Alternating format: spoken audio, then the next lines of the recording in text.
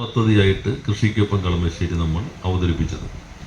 ഇപ്പോൾ 1300 ഏക്കറിൽ പുതുതായി കൃഷി കൊണ്ടുവരാൻ കഴിയും. ഇപ്പോൾ നാലാമത്തെ ബാങ്കിൻ്റെ പദ്ധതിയാണ് ഉദ്ഘാടനം ചെയ്യുന്നത്.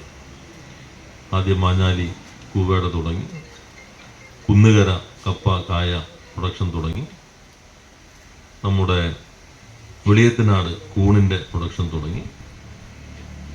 ഇവർ മില്ലറ്റാണ്, അതിൻ്റെ ഉൽപ്പാദനം തുടങ്ങി. ഇപ്പോൾ പ്രൊഡക്ഷനിൽ നാലാമത്തേതാണ് ആലങ്ങാടിൻ്റെ ഈ ശർക്കര. ഞാൻ നേരത്തെ ഒന്ന് വന്ന് കണ്ടിരുന്നു എങ്ങനെയാണ് ഇതൊക്കെ നോക്കുന്നത്. എന്നാൽ അന്ന് തുടങ്ങുമ്പോൾ വേണ്ടത്ര സാങ്കേതികമായി പിൻബലം വലിയൊരു ആത്മവിശ്വാസം തുടങ്ങാറുള്ളൂ. അപ്പോൾ KVKയുടെ ഒരു സഹായം കൂടി അവരുടെ പദ്ധതിയിൽ കൂടി ഉൾപ്പെടുത്തി അതുകൂടി നമുക്ക് സഹായകരമായി. അതിനും KVKയോട് പ്രത്യേകം നന്ദി രേഖപ്പെടുത്തുന്നു. വിപുലപ്പെടുത്താൻ ആവശ്യമായ സാങ്കേതിക വിദ്യയും സാമ്പത്തിക സഹായവും പരമാവധി KVK തുടർന്നും നൽകേണ്ടതുണ്ട് എന്ന കാര്യം കൂടി സൂചിപ്പിക്കുകയാണ്.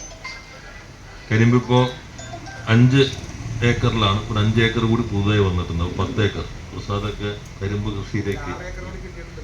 അപ്പോൾ മൊത്തം 50 ഏക്കറിൽ ഇപ്പോൾ ശ്രീമതി 50 ഏക്കർ അതിൻ്റെ ശർക്കരയാക്കി മാറ്റാൻ കഴിയുന്ന മെഷീനാണിത്. ബാക്കി സ്ഥലങ്ങളിലേക്ക് കൂടി കരിമ്പ് കൃഷി വ്യാപിപ്പിക്കണം. അപ്പോൾ അത് പഞ്ചായത്ത് അല്ലെങ്കിൽ സഹകരണ ബാങ്കിൻ്റെ അതിർത്തി തന്നെ നിൽക്കണമെന്നില്ല. മറ്റ് ബ്ലോക്ക് പഞ്ചായത്തിൻ്റെ അതിർത്തിയിലേക്ക് പോകാം, ജില്ലാ പഞ്ചായത്തിൻ്റെ അതിർത്തിയിലേക്ക് പോകാം. അതിനെല്ലാം ഏകോപിപ്പിക്കാനായിട്ട് ബാങ്ക് ശ്രമിക്കുകയും അതാണ് പ്രധാനപ്പെട്ടത്.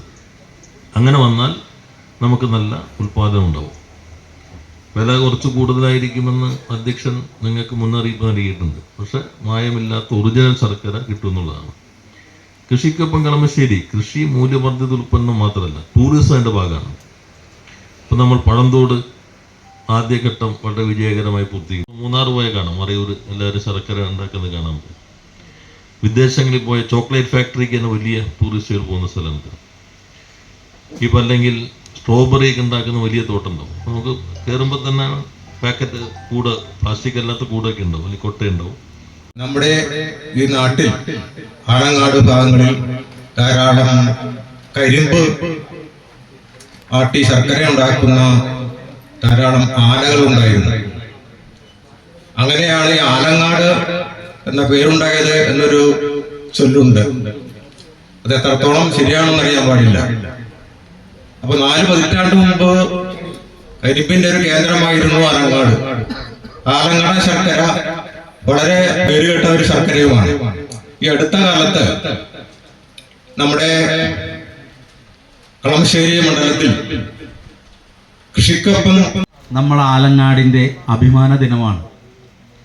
ആലങ്ങാട് എന്ന പേര് തന്നെ ആലത്തിൻ്റെ കാട് എന്നാണ്. ആല എന്ന് പറഞ്ഞാൽ പണ്ട് മിക്കവാറും എല്ലാ വീടുകളിലും കരിമ്പ് കൃഷി ഉണ്ടായിരുന്നു. ചെറിയ ചെറിയ ആലകൾ ഉണ്ടായിരുന്നു കരിമ്പ് ഉൽപ്പാദിപ്പിച്ചുകൊണ്ട്. ചരിത്രത്തിലും ചരിത്ര പ്രാധാന്യമുള്ള പല പുസ്തകങ്ങളിലും മറ്റും ആലങ്ങാടൻ ശർക്കരയെക്കുറിച്ച് പറയുന്നുണ്ട്. കഴിഞ്ഞ ദിവസം ഞാനൊരു കഥ വായിച്ചപ്പോൾ അതിലും ആലങ്ങാടൻ ശർക്കരയെക്കുറിച്ചിട്ട് പറയുന്നുണ്ട്. അപ്പോൾ അത്രക്ക് പ്രാധാന്യമുണ്ടായിരുന്ന നമുക്കറിയാം, ഈ ഒരു പ്രദേശം പണ്ട് 2-3 പ്രാവശ്യമാണ് ഇവിടെ വെള്ളപ്പൊക്കവും മറ്റും ഉണ്ടാവുക.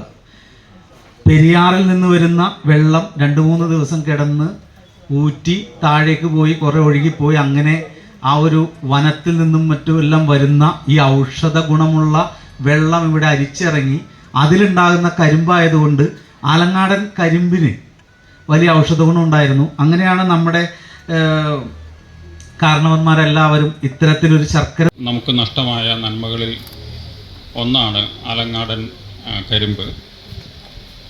കരിമ്പും ശർക്കരയും. പക്ഷേ നമ്മളൊന്ന് പരിശോധിച്ച് കഴിഞ്ഞാൽ ഈ 40-50 വർഷങ്ങൾക്ക് മുമ്പ് കരിമ്പ് കൃഷി നിന്നെങ്കിലും കരിമ്പിൻ്റെ ഉപഭോഗം ജനസംഖ്യയ്ക്ക് ആനുപാതികമായിട്ട് കഴിഞ്ഞ വർഷങ്ങളിൽ കൂടിയിട്ടേ ഉള്ളൂ.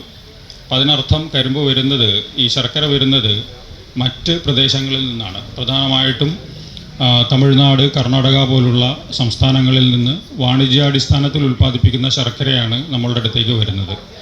തീർച്ചയായിട്ടും അതിലെല്ലാം ധാരാളം മായം കലർന്നിരിക്കും എന്നുള്ളത് നമുക്ക് സംശയമില്ലാത്ത കാര്യമാണ്.